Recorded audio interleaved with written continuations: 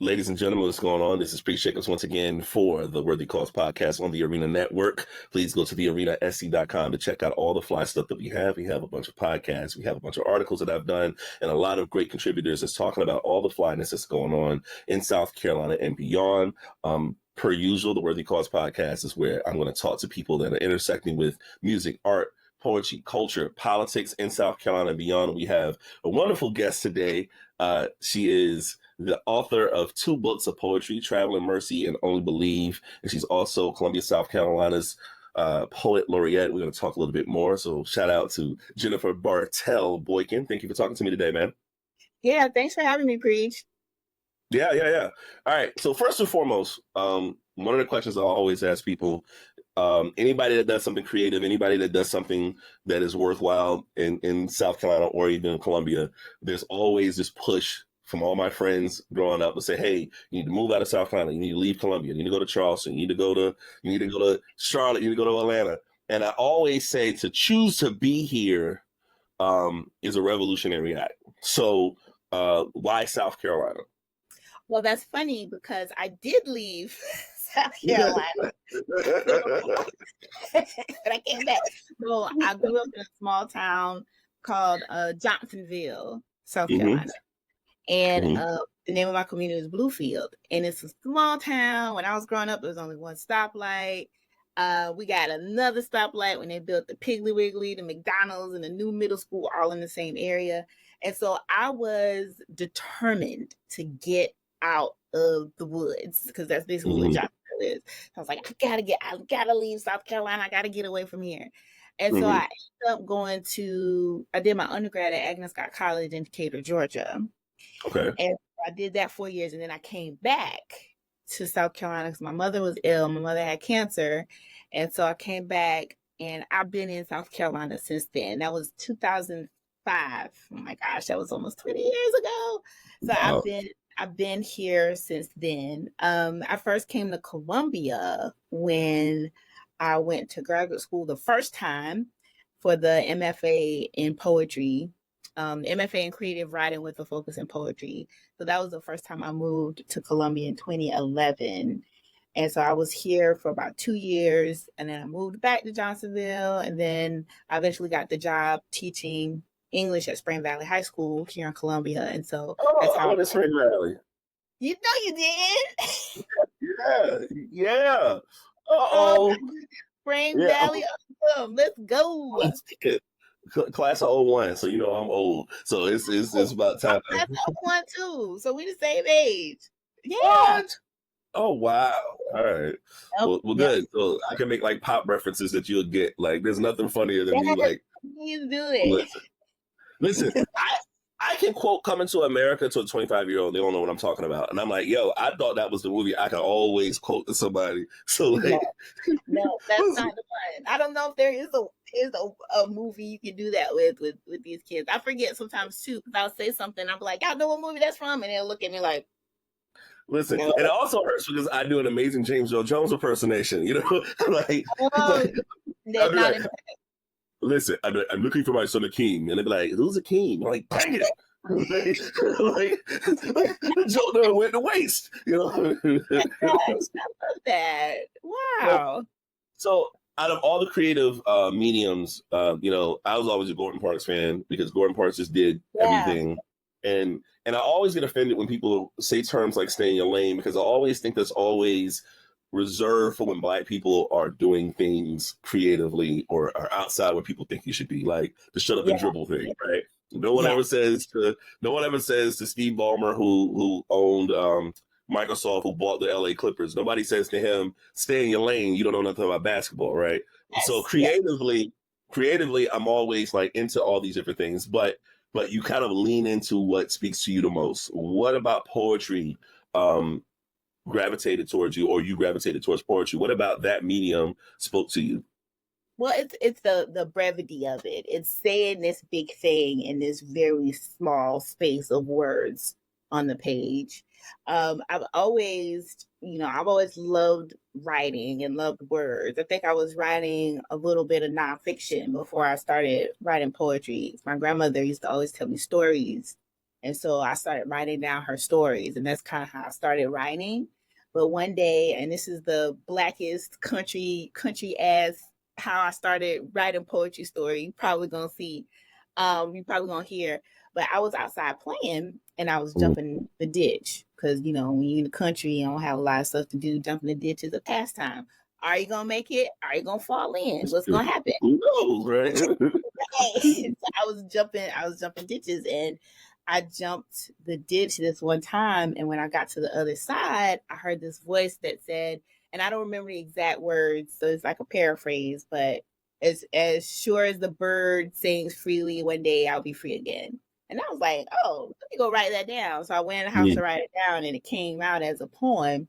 And I've been writing since then. That was, you know, I was 13 then, so that's, you know, that's almost 30 years that I've been writing poetry.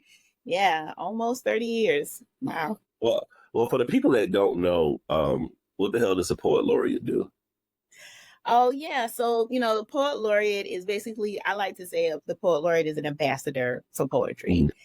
And so, you know, promote poetry in the city, promote other poets in the city, do poetry outreach with young people. And so that those are like primarily my responsibilities. There is a resolution that has like the specific language of the city of Columbia's poet laureate has to do da da da da. So yeah, that's primary responsibility. The last thing I did was the inaugural Soda City Poetry Festival last month. That was June 22nd. I'm really proud of our poets in Columbia who participated in that, because the majority, like 95% of the presenters in that festival were Columbia poets, spoken word poets, page poets, stage poets, Black, white, young, old, teenagers. We had teenagers out there doing poems. So I'm very proud of the poets from Columbia who came out and showed out for the festival. What's your writing process? I know a lot of times, you know, if you have like a visual artist, they would say that it's not knowing what to paint, it's knowing when to stop to know when a piece is finished. Yeah. What's your writing process, and how do you know a piece is done? Well, my writing process varies. I usually wait for the moment, like this moment of I guess observation, or this like epiphany moment, right? So sometimes when I have that moment, I'll start writing, and then I'll set it down for a little bit. I like to kind of let things stew a bit. So I'll sit things down for a little bit, and then I'll go back and revisit it and come back to it. I don't really have a consistent writing practice where I sit down and I get up 4 a.m. every morning and I write for 30 minutes. That's not my process. And I really admire people who have that as their process. That's not my process. But I do get writing in when I can. And yeah, I need time. Time is like an important ingredient for me when it comes to the recipe of a poem. When do I know the poem is finished? It's hard to describe that because it's more of a feeling than anything else. It's kind of like, okay, has this poem said what it needs to say? Have I done this poem the justice that it needs? Does it say what I need it to say on its own without me sitting there to explain what everything means in the poem? And it's more like a feeling, you know, like sometimes I write a poem and I'm like, this ending doesn't feel right, or this beginning doesn't quite land for me yet. I might need to change something or rewrite it. But it's more of a feeling. It's a lot of intuition and things like that. But also the thing I want to emphasize as well is the act of writing is practicing your craft. And so showing up to the page gives you that, well, it gives me that ability to be able to listen to the poem and see what the poem needs. Because sometimes, as artists, sometimes we try to tell the work what it needs to do, but sometimes the work needs to tell us what it needs, what it's supposed to say, or what it needs to be. So, and that could be a hard process too, especially when you're trying to do like, okay, this poem has to be this, and it has to be about that. But how can it be about that, but also connect to something larger and do something more than just that thing that you thought it was going to do? And that's the thing about writing. It's like once you start doing it, you go off on a tangent, and it's like, oh, I didn't think I was going to go there with this, but let me go explore that for a little while and see where that takes me. Yeah. I remember when Outkast was on at the Source Awards in '95, and they won, best new group, and it was in New York, and the crowd wasn't really into them, and Andre 3000 is just like, man, the South got something to say, got something to say. That's right. Right. Yeah. And so I always, when I'm doing creative work, I always pull into being from the South, and more specifically, being from South Carolina is not the same as being from the South, because it always feels like we have to defend where we're from. But my family's from Eastover, South Carolina. So you talking about country stuff. It's country. Both our parents pick cotton. Both of them pick cotton. You know what I mean? And so, right. So what is it about your relationship to country ass South, Black culture, Southern culture, that you think is a part of your work that sticks out that other people might not have? Yeah. I'm glad you brought up Andre 3000, because when you asked me that question earlier, I thought about him and his evolution. That'd be a good artist to track and look at how he's evolved over the years. He went from rapping to singing, and now he's playing the flute. Yeah. So, and then, who's gonna tell Andre 3000 you can't play the flute? Exactly. Right. I'm glad you brought him up, and I'm glad you brought up that quote from the Source Awards. And also, who the hell is going to tell him to stay in his lane? Because his lane is whatever the hell he wants. Right. And that's, I think, one thing about being an artist is you're supposed to evolve, and you're supposed to grow, and you're supposed to explore these different paths. And I kind of don't like it when an artist they're doing like the same thing, and it's like, it sounds like the same thing, but maybe different words or different hooks. Like, you're supposed to be growing in your craft. And when you grow in your craft, you just follow where it takes you. And I really wish he would rap some more, but I get it. Yeah. So I'm always looking. I'm always looking for myself as a Black girl from the rural South. I'm always looking for myself in the work that I read. And I would say Zora Neale Hurston was the first. Their Eyes Were Watching God was the first time I read a book, and I felt like, these are my people. Like, this feels like Janie felt like an auntie, and the other characters felt like my cousins. Like, it was written in dialect. And I'm like, yes, these are my people. And so my work centers my experience as a Black girl, a Black woman who grew up, like I said, in the woods, who grew up with, her daddy's vast vegetable garden where he grew corn and butter beans and peas and watermelon and squash and okra and everything. There's a lot of nature, a lot of like gardening and vegetables and stuff like that in my work. There's a lot of woods in my work. There's fresh blackberries in my work. So that's how I grew up, and it's embedded in me. And I really didn't realize how important my environment was until I left. So I went to Agnes Scott, and I missed home so much. And I found myself, I took my first creative writing class there, my first poetry writing class there. And I was writing about home. I wrote a poem about my father and his garden. And I wrote all of these things about home. And that's what keeps coming up in my work. So Traveling Mercy is set in Bluefield, where I grew up, and it's a story. It's about growth. It's about birth. It's about death. It's about grief. The grief of losing both of my parents in Traveling Mercy. The okra seed, and the okra as a plant is a symbol throughout the book. And then Only Believe, which just came out last month, that just dropped June 15th. That one's set in Muddy Creek, which is where our grandmother's house was. And so, you know, I'm very rooted in these small communities. Like if you look up Muddy Creek and Bluefield on Google right now, it's not going to be my Muddy Creek and my Bluefield that you see, because it's not one of those places where there's a lot written about it or there's a lot of information, but it's embedded in me.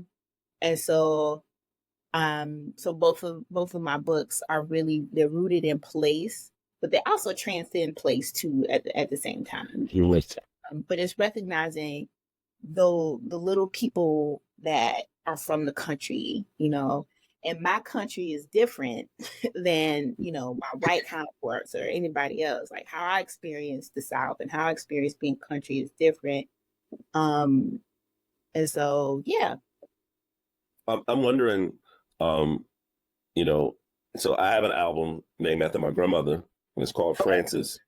And the front cover, it's like her name that she signed in the Bible that she gave me. And I used to joke with my mom back in the day, where I say to my mom, I was like, you know, if I was trying to be Alex Haley to write Roots, I could never do it because my family never talked about anything, right? Because the pain was so strong that they never wanted to be vocal about it. But once in a blue moon, if Granny started talking, you just need to shut the hell up and listen. And the last conversation I had with her, she was talking to me about, she told me that when she was a little girl, that her great grandmother used to live with her. And her great grandmother was once an enslaved woman. And it hit me. It was like, yo, this 1 degree of separation, right? Like we think it's so far away, but it's still so tangible, right? And so I wonder, you know, did you have the elders in your life, were they really vocal about those things, you know, that they went through, whether it was good or painful or bad, for you to be able to be, I say that, I'd say everything I write is like love letter to the ancestors. So it's my job to like write about my grandmother, write about those people that didn't have an opportunity or have a voice.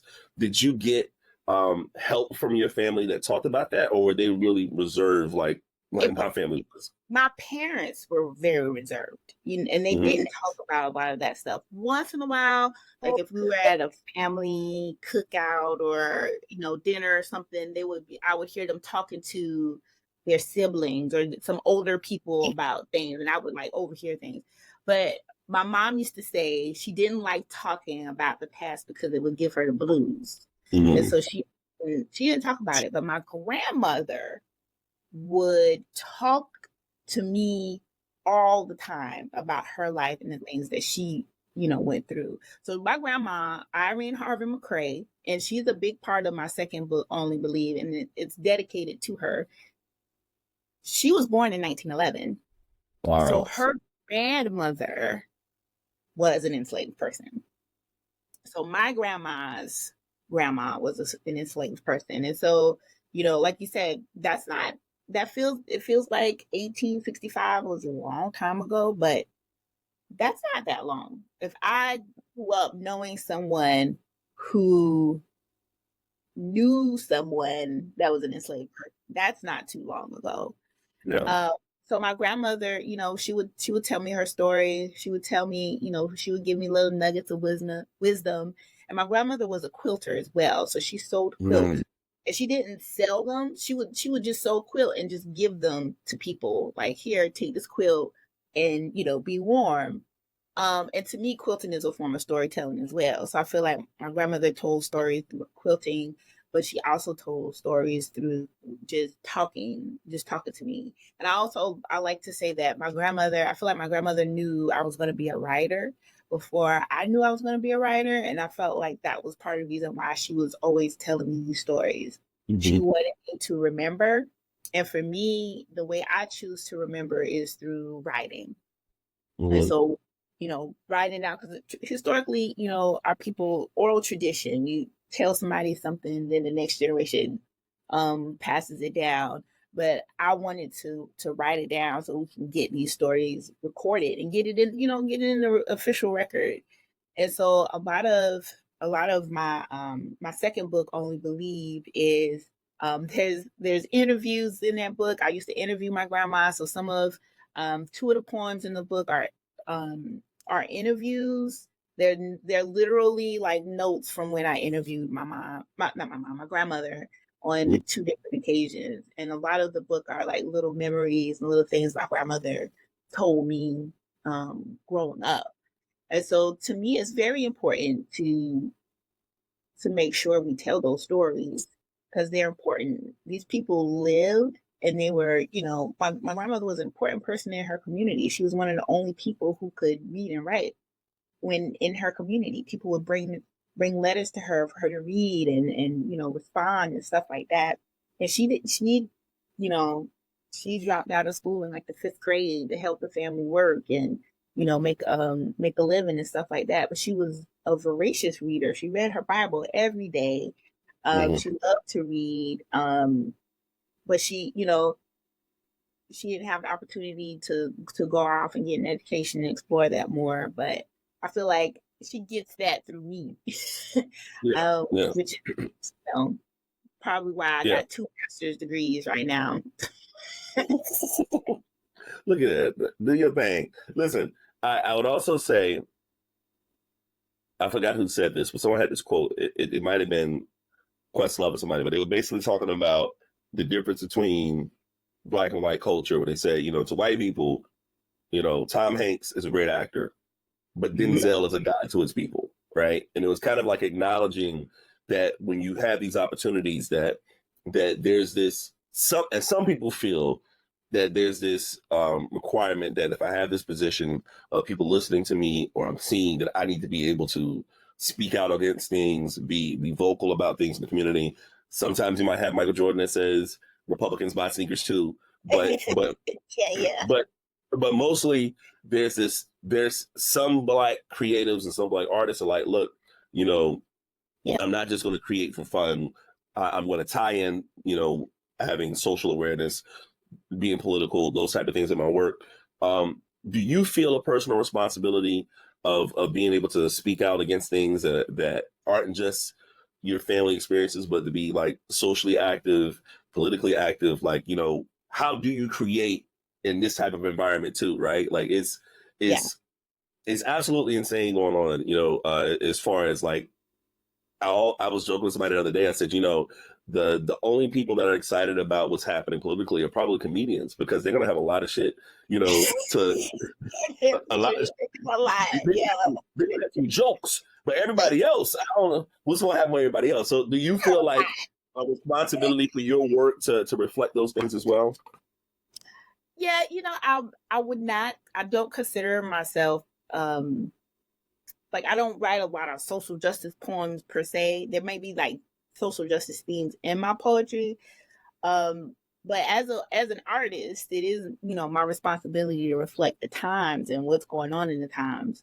So I do have some poems that speak on, you know, different things, but the question of activism for me is a really interesting one, because I'm not gonna go out and march because I don't like crowds. Even before COVID, I didn't really like crowds. I'm gonna be honest. I will drop y'all off some water and some money for lunch or something like that. But I don't, the idea of marching. I ain't marching. My feet hurt too much. I'm not marching. I will support y'all marching, but I will not march.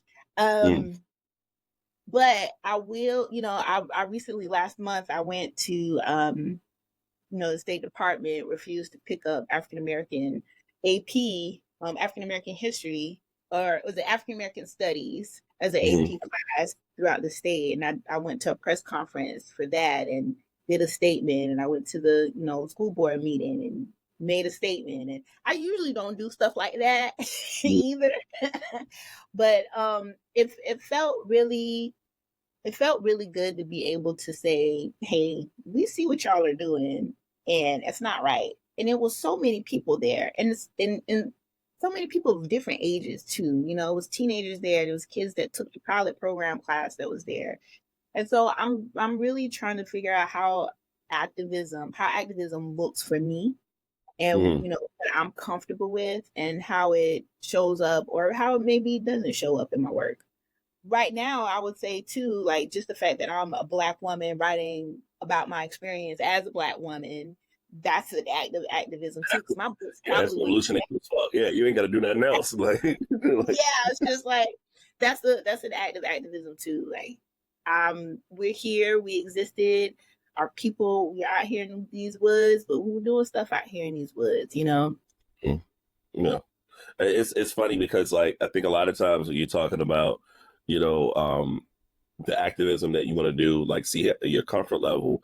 I spoke to Jonathan Eig, who wrote the King biography that just won the Pulitzer for it, and Ooh, he said something that's really really funny. We were talking about.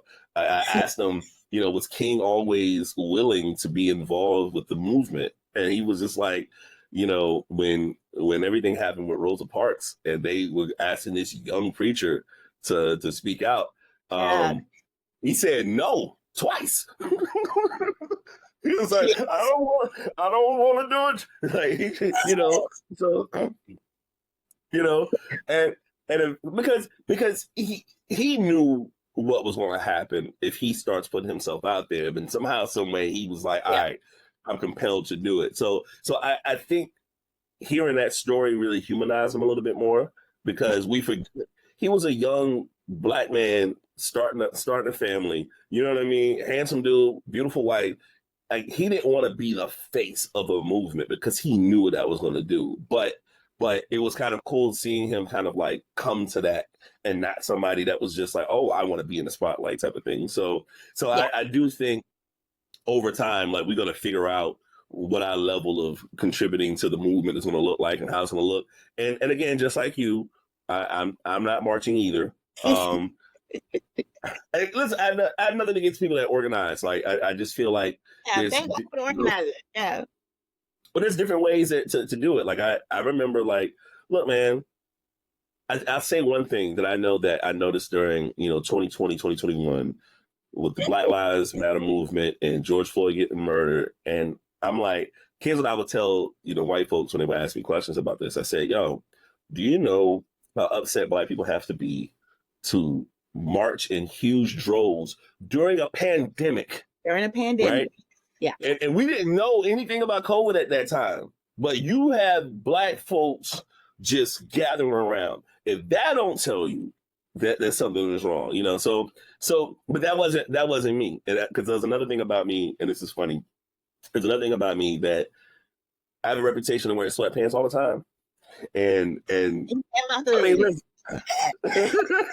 listen, and I know that there was this movement that these guys are trying to do this thing where they're like, oh, we're going to have people marching, and we're going to wear nice suits and this and that. And I get it. It was young Black organizers, but I'm also like, I don't want to be in a position where, I'm discriminating against people that want to participate, because it's like, yo, what if there's Black folks that want to be a part of the movement and they ain't got a suit, right? So it's kind of a thing where now you're discriminating against people financially. And so I begin to have this theory where I say, like, wearing my sweatpants was being revolutionary, because I'm like, Steve Jobs used to wear mom jeans and a turtleneck, and nobody thought that what he was saying was lesser than because of his outfit. So I'm like, hey, man, and it was a pandemic. Who the hell was getting a haircut and getting dressed up? So you had to really, really listen to somebody based on, the content. So the marching part, that wasn't for me, but I don't know if I'm the only Black columnist that was doing stuff for these publications in Columbia, but I felt a responsibility to write about a lot of these things. And you'll be surprised about a lot of the racist hate mail that I got living in Columbia. So Hey, I would not be surprised. look, I would not called everything except the child of God. Woo, buddy. Boy, the Hardy are many occasions, many times, right? I bet. Boy, but I tell you the funny thing though, it was one of those things where when I was writing for these publications, they would send me like some of these comments. A lot of times they wouldn't send me the racist ones, but the people who were really kind of mean, they would send me some of the mean stuff, and I would tell my editors, I was like, don't send it to me. And then they started sending me all the positive ones. And I also told them, don't send that to me either. Like I don't want to read either one, because none of it, you're not as bad as they say you are. You're not as great as you might think you are. So like, I felt like I felt like I don't want either one of those things taking me off, you know, my path of what I'm trying to do. If somebody wants to come up to me and talk to me about a piece that I wrote and have a conversation, I'm always open for that. But you know, it's just a weird place to be in. It is. It's so easy for somebody to, you know, what they call them, keyboard warriors. It's so easy for somebody to sit back and type something real quick and send it off. Well, yeah. Well, listen, back in the day, if you, I was having this conversation with a professor because he wants me to speak to his class, and he's trying to get them to be involved, to be more critical thinkers or whatever. And he was saying that he would try to bring these topics up to get these young kids to engage, these college students to engage, but they're not engaging. And I said, well, I know why, because there's no reason to engage, because number one, they're scared that they're going to be wrong with a thought. And number two, back in the day, if we had a bad idea and we shared it with our friends, that was kind of like a peer review. You know, your homies would tell you that you're stupid, that you're an idiot. They will find the flaws in what you're saying. Or if you said something out of line, you got punched in the face. So that was like a check and balance system. And what happens now is that no matter how wrong your opinions are, you can find people online to support it. To agree with you. You're right. Yeah. Yeah. And so there's no real challenging that's going on with these thoughts, no real challenging with these ideas. There's no thought movements going forward. And that's why I think that the art sector is the most important, right? Because, you know, the artists are the report cards of society. So if people are mad that NWA is saying they're going to say fuck the police, well, y'all should say to them, why do you have to say this? Right? Say that. What's going on? They make you say that. Right. Yeah. It's not in a vacuum. Like, so yeah. I know my first rhyme I probably wrote, I was probably 12 or 13 years old. And if I look at it now, it's fucking awful. I know it's awful. My question to you, do you remember your first poem that you wrote? How old were you? And do you remember anything that you said? Well, it's that poem I started when I was 13. Sure is the bird sings free, I'll be free again one day, or something like that. So that was kind of the first part. I don't remember anything else with that poem. I mean, that was pretty profound as a 13-year-old. You know, and then, you know, after that I started writing more poems, and I was like, yeah, I'm gonna be a writer. Like, yeah, this is it. And so then I asked my mom, I was like, can I get an electric typewriter for Christmas? And so I got an electric typewriter and I started typing up my poems. But I do remember one of those early poems. It was called Backbone, Blackbone. And it was like a black man and a white woman were having a debate in the poem. And it was like the white man was like, the stars are white. And the black one was like, well, there ain't a black sky. And then he was like, the paper is white. And then she would say, and black ink is written on it, or something like that. So they just kind of went back and forth. But yeah, I wrote a lot of horrible poems early on. That shit sounded dope to me. I was about to say, you need to find that now. Like, I think I still do have that one somewhere. For my electric typewriter, I think you know what? I'll send you a picture. I will look for it. I think I do have that one. I can't remember the other. You should do a book where you have a picture of you as a kid, and it'll be all the poems that you wrote from the eyes of a 13-year-old kid growing up in the rural South. Yeah. You know, I think it'd be dope. All right, so a lot of times, I tell people that some of the struggles that artists have in Columbia is that the public doesn't know how to support us, right? You know, a lot of times, and even if it's well-intentioned, I know when there's been times when I've been asked to find, you know, musicians to do events and things like that, and they'll be like, hey, ask them if they want to perform for exposure and things like that. And I'm like, you know, exposure don't pay the bills, right? And so there's always this dialogue that I want to have as an artist to the public. Like, here's how you need to support artists well. Like, for an example, I do music and people are like, oh, I'm streaming your music. But like, we get 0.008 cent per stream. And so I tell people who just don't know no better, like, hey, the best way to support an artist, buy the merch. right? The best way to support a poet, buy her book. The best way to support a musician, buy a t-shirt, buy the record. So what are some of the things that you could say to the public that are poetry appreciators that don't know how to support the poetry community? What are some of the things you could suggest to them? Well, number one, like you said, buy poets books. And we have a lot of poets in Columbia who have an amazing catalog of books. I would also say follow poets online. Especially, I would say, you have poets who have events on a consistent basis. And I'm thinking specifically of Bugsy Calhoun and Al Black. They have poetry shows on a consistent basis. So go show up to one of their poetry shows. Support a poet that way by showing up, talking to a poet, buying their book, buying their merchandise. All of that is very important when it comes to supporting poets. Yeah. All right. And pay the poets. That's kind of what you was talking about before. We don't want to get paid in exposure. You got to us, so we've already been exposed. So go ahead and pay the poet something. And that's something that, I'm really proud to say for the Soda City Poetry Festival, all the poets who presented got paid. Fantastic. Who did something, they got paid. And I was like, I wanted to make sure they didn't leave that festival without their money. So yeah, pay something. Support poets, because there's a lot of poets in Columbia that are at that expert level. We have some pretty amazing poets, and they need to be compensated for their expertise and for their time. Yeah, absolutely. I mean, I always say that, traveling through the Southeast, everyone thinks the grass is greener on the other side. I say Columbia's scene of poets and musicians and visual artists, we have just as great of creators, if not better, than any of these places that are in our neighboring areas. Those places might have more platforms for people to express themselves. Like there might be, if I'm a musician, there might be more venues that might be open to Black music and Black artists. But as far as the talent is concerned, I will put Columbia's talent against anybody. So the quality, absolutely. All right. Well, is there anything else you wanna add? Where can people find your books? Any upcoming events that you want to tell us about?